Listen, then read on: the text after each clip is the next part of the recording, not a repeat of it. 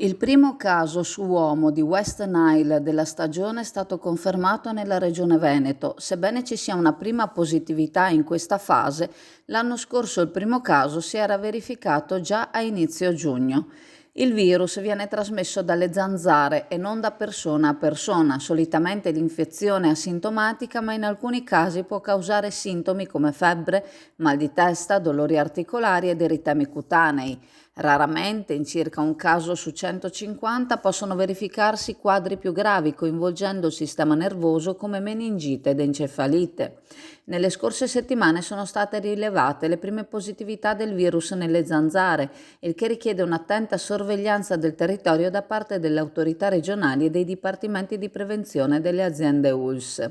La Regione Veneto è dotata di un piano regionale di lotta alla diffusione dei virus trasmessi dalle zanzare, che coinvolge la collaborazione dei comuni, delle prefetture, dei consorzi di bonifica e dell'Istituto Zooprofilattico Sperimentale delle Venezie.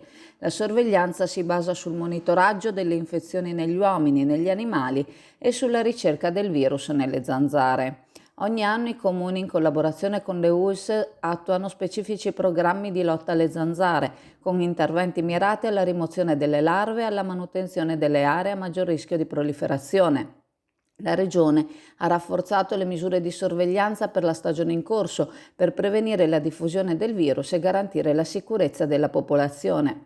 A Chioggia, per debellare le larve, il Comune fornisce pastiglie larvicida da far cadere nelle caditoie, raccomandando di avere cura che l'acqua ambientale non abbia modo di stagnare, diventando habitat adatto per la proliferazione degli insetti.